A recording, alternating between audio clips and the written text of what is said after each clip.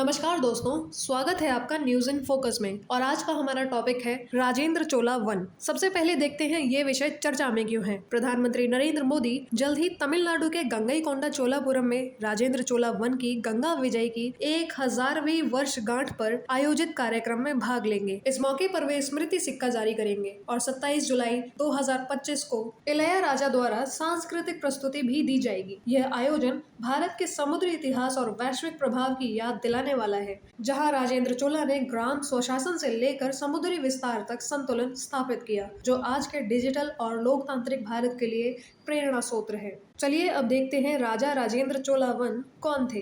राजेंद्र चोला one ने 1014 ईस्वी से लेकर 1044 ईस्वी तक शासन किया और उन्हें चोला साम्राज्य के सबसे शक्तिशाली और दूरदर्शी सम्राटों में गिना जाता है। वे राजा चोला वन के पुत्र और अधिकारी थे, जिन्होंने साम्राज्य की नींव को मजबूत किया।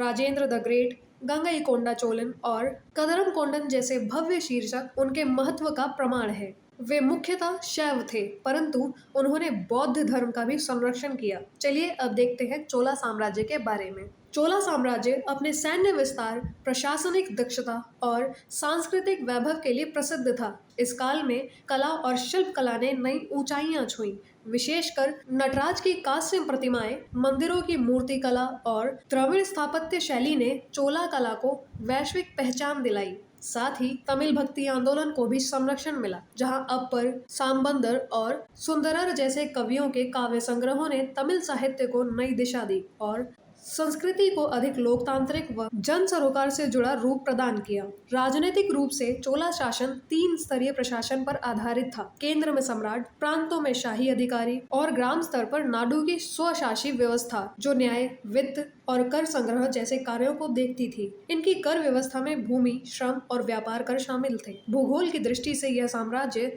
दक्षिण में श्रीलंका से लेकर उत्तर में गंगा तक फैला हुआ था और इसका समुद्री प्रभाव मालदीव, अंडमान निकोबार और सुमात्रा जैसे क्षेत्रों तक विस्तृत था। हालांकि 13वीं सदी के अंत तक चोला साम्राज्य धीरे धीरे पांड्या राजवंश के अधीन होता गया और अंततः 1279 ईस्वी में वीरशेखरा चोला के शासनकाल के साथ इसका अंत हो गया। इसके बावजूद चोला साम्राज्य की प्रशासनिक प्रणाली, सांस्कृतिक वैभव और समुद्री शक्ति की विरासत भारतीय इतिहास में एक गौरवपूर्ण अध्याय के रूप में जीवित है। राजेंद्र चोला वन के नेतृत्व में चोला साम्राज्य ने स्थल और समुद्र दोनों दिशा में विस्तार किया। उन्होंने 1019 से लेकर 1021वीं ईस्वी के बीच गंगा अभियान चलाकर पाल शासक महिपाल को पराजित किया और इसके उपलक्ष्य में गंगईकोंड चोलापुरम नामक राजधानी बसाई, जहां गंगईकोंड चोलेश्वरम मंदिर का निर्माण हुआ, जो द्रविड़ स्थापत्य कला का उत्कृष्ट उदाहरण है। आर्थिक रूप से चोला साम्राज्य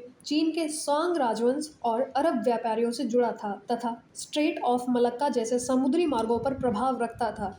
उन्होंने एम्पोरिया जैसे व्यापारिक केंद्र विकसित किए, जिससे व्यापार और नौसेना दोनों को बल मिला। चोलों की ये उपलब्धियां शासन, स्थापत्य, समुद्री शक्ति और व्यापार में उनकी दूरदर्शिता की मिसाल है। चलिए अब देखते हैं आज का आपका अभ्यास प्रश्न। निम्नलिखित में से कौन सा या से कथन राजेंद्र चोला वन के विषय में सत्य है या है। कथन 1, उन्होंने गंगा मैदान विजय की स्मृति में गंगईकोंडा चोलापुरम नगर की स्थापना की। कथन 2, वे चोल साम्राज्य के संस्थापक थे। कथन 3, उन्होंने श्री विजय साम्राज्य पर समुद्री आक्रमण किया था। कथन 4, उन्होंने केवल शैव धर्म को संरक्षण दिया, अन्य किसी धर्म को नहीं। उपर्युक्त में से कौन सा या से कथन सत्य है या है।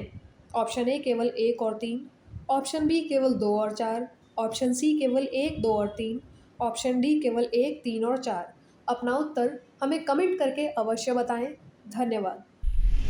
डियर स्टूडेंट्स, हमारे चैनल को लाइक, शेयर, सब्सक्राइब करें और अपनी तैयारी को और बेहतर बनाएं।